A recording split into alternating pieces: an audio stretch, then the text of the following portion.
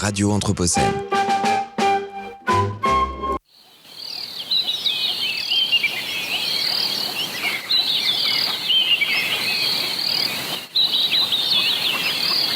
Convention de Maputo. Le 11 juillet 2003 est adoptée à Maputo la nouvelle Convention africaine sur la conservation de la nature et des ressources naturelles. Elle est considérée comme une des plus vieilles conventions environnementales du monde pour avoir pris corps bien avant la tenue de la conférence de Stockholm en 1972. En effet, la Convention de Maputo révise en réalité un texte bien plus ancien, la Convention d'Alger de 1968, qui fixait déjà un cadre général international sur la conservation de la nature et des ressources naturelles en Afrique. Elle marque ainsi une sorte de renaissance de cette convention africaine post-coloniale de protection de la nature. La Convention de Maputo est considérée comme la convention mère des instruments juridiques en matière d'environnement en Afrique.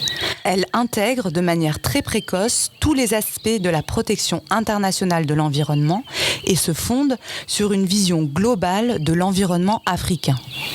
Comme la Convention d'Alger avant elle, la nature est placée au centre du texte, notamment à travers le poids accordé aux mesures de protection de l'environnement naturel, de prévention et de lutte contre les pollutions. L'importance de la notion de conservation est également toujours prégnante. Mais au-delà de cette continuité avec le texte signé à Alger, la Convention de Maputo vient aussi élargir le champ conventionnel. L'objectif n'est désormais plus seulement de conserver la nature et les ressources naturelles, mais aussi d'améliorer la protection de l'environnement et d'assurer un développement durable des territoires. L'affirmation nouvelle de la notion de durabilité s'inscrit dans le prolongement de la conférence de Rio. Toujours dans le sens d'une extension de la portée normative de la Convention, le texte révisé en 2003 énonce de nouvelles obligations, parmi lesquelles le maintien de la diversité végétale et animale, l'évaluation de l'impact environnemental des projets et activités et le souci de protection de l'environnement contre les méfaits des conflits armés. Importante nouveauté également, la Convention de Maputo imagine les moyens de sa mise en œuvre effective, aspect qui manquait cruellement à la Convention d'Alger. Elle prévoit ainsi les dispositions institutionnelles à prendre ainsi qu'un budget digne de ce nom.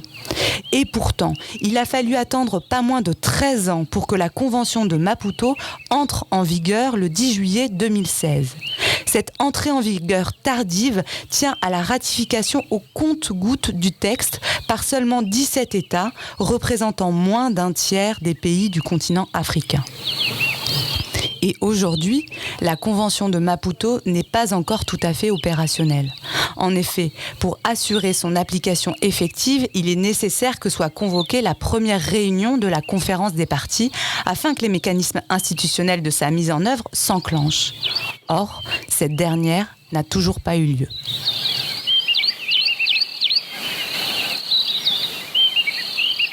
Radio Anthropocène.